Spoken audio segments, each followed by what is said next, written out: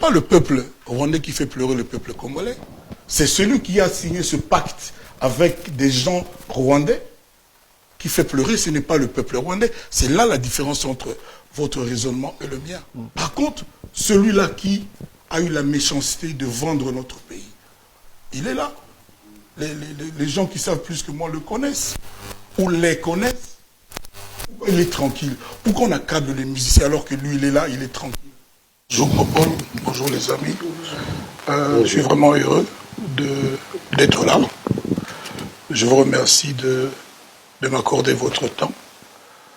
Je voudrais, avant même que vous me posiez la première question, dire que ma première pensée en 2020, c'est pour mes frères à Béni. Je voulais dire à ces personnes au sommet de l'État congolais qui ont conclu je ne sais quel pacte avec les Rwandais, de dédire ce pacte parce que ça ne peut pas continuer. Béni, c'est notre pays. J'allais dire, les Béninois ou les Bénins, nos frères de Béni, sont nos compatriotes. Et moi, je le dis, je pense pouvoir le dire au nom de tous les Congolais. Nous n'acceptons plus cet accord mystique, désastreux, qui fait que cet accord passé par, moi je ne sais pas exactement qui, je n'aime pas répéter ce que j'entends, je préfère répéter ce que j'ai vérifié, ce que j'ai vu. Mais ceux-là, au sommet de l'autorité de notre pays, au sommet de notre pays, qui ont passé cet accord, qu'ils dénoncent cet accord parce que notre pays doit être un et réuni. Que mes frères à Béni soient forts, nous ne les oublions pas. J'ai dit que ce que j'ai dit, je pense, mes compatriotes vont adhérer à cela. Donc, il y en a assez. Le Congo doit être congolais.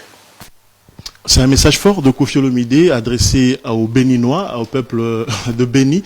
Merci Koffi Olomidé d'avoir une pensée pieuse aux Congolais de Béni. Je suis pas seul, je suis avec Sandrine Sama et Théophile Munganga. C'est avec eux que nous allons faire cette interview. Permettez-moi de vous poser la première question, Koffi Olomidé. Puisque vous avez parlé de Béni et du fameux accord s'il y en a, il y a juste une question qui me passe à la tête.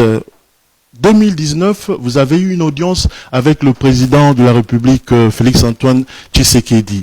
Et rien n'a filtré de votre audience. Est-ce que vous avez eu le temps de lui dire ce que vous nous dites aujourd'hui, maintenant, là? Et qu'est-ce que vous avez dit lors de votre audience avec Félix Tshisekedi, le président du Congo? Moi, j'ai le respect des institutions. Quand le président de la République m'honore de me recevoir dans son bureau, alors qu'il était à peine investi, je pense que je n'ai pas le droit de dire publiquement, mot à mot, l'intégralité de notre échange. Pardonnez-moi de ne pas vous redire ici ce que je lui ai dit, mais je me suis comporté en Congolais digne. Je l'ai salué, je l'ai félicité, et puis j'ai posé des questions, j'ai dit aussi des choses.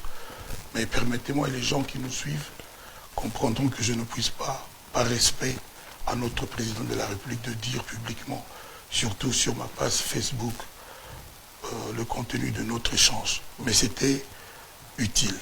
Aujourd'hui, si on vient, comme les producteurs viennent, demander à Koffi Olomidé d'aller jouer au Rwanda, vous allez le faire encore ou pas? Parce que le message que vous venez de passer juste au début de l'émission, vous avez pointé vraiment du doigt le Rwanda. Est-ce qu'aujourd'hui, vous êtes prêt à aller jouer encore au Rwanda? Vous savez, à bas l'hypocrisie.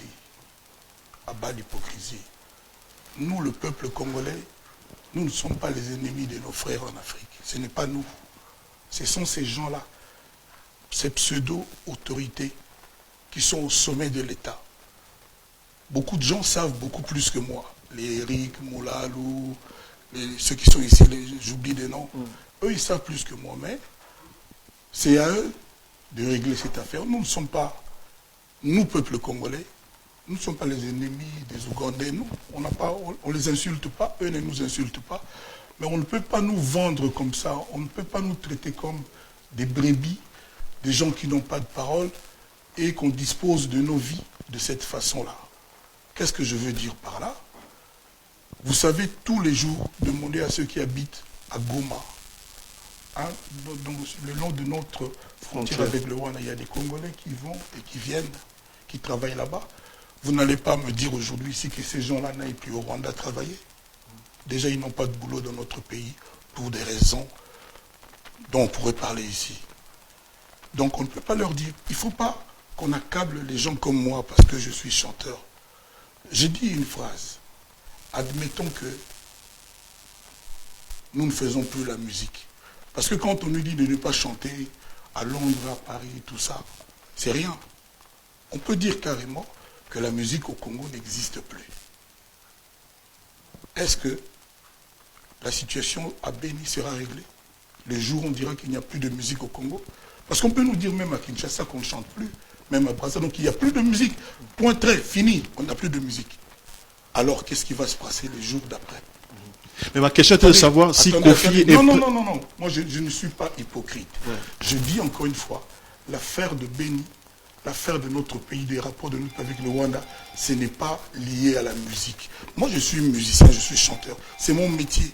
Je nourris mes enfants avec mon métier, les fruits de mes métiers. C'est-à-dire, quand on m'empêche de faire mon boulot, comment je vais payer le Minerval, les frais scolaires de mes enfants? Comment je vais donner une vie à ma famille? Je parle pour moi, mais je peux le dire pour tous mes collègues, les Fali, les Ouera, tous les autres. C'est une injustice accablante. Il faut que les gens le sachent. Ce n'est pas parce qu'il y a la musique ou qu'il n'y a pas la musique qu'il y a cette situation à Béni. Il ne faut pas non plus qu'on pense que les musiciens ne sont pas conscients de ce qui se passe, que nous ne sommes pas touchés. Vous n'allez pas dire aux gens, non, parce qu'il a été chanté là-bas que ceci ou cela a été réglé. Moi, je dis simplement qu'on dise clairement, aujourd'hui on est en 2020, d'une façon claire, il n'y a plus de musique au Congo. Il y a plus de... Je préfère qu'on dise comme ça, c'est fini la musique. Et qu'on me dise si le jour d'après, tout sera réglé. La vérité, c'est quoi? Ceux-là qui ont signé un pacte avec le Rwanda pour posséder une partie de notre pays, il faut que ces gens-là dénoncent ce contrat-là. On est d'accord, ça c'est très fort le message, mais je voudrais dire qu'Kofi aujourd'hui peut aller égayer le peuple qui fait pleurer son peuple. Ce n'est pas le peuple rwandais qui fait pleurer le peuple congolais. C'est celui qui a signé ce pacte avec des gens rwandais qui fait pleurer, ce n'est pas le peuple rwandais. C'est là la différence entre votre raisonnement et le mien. Nous, peuple congolais, nous n'avons aucun problème avec le peuple rwandais. On ne se bagarre pas, je dis encore une fois, les gens qui vivent à la frontière, entre Gisenyi et Goma, je crois, ces gens-là peuvent vous dire comment ça se passe à la frontière de nos deux pays. Les gens continuent d'aller, de venir tous les jours. Il y a des Congolais qui sont établis là-bas. Qu'est-ce que vous leur dites? De revenir, de laisser leur boulot? Leur petit gagne-pain? C'est ça. Par contre, celui-là qui a eu la méchanceté de vendre notre pays, il est là. Les gens qui savent plus que moi le connaissent, ou les connaissent. Il est tranquille. Pourquoi on accable les musiciens alors que lui, il est là, il est tranquille? Il y a des tribunaux internationaux où on livre des gens comme ça. D'accord. Merci. Voilà. Les amis sont là. Je veux pas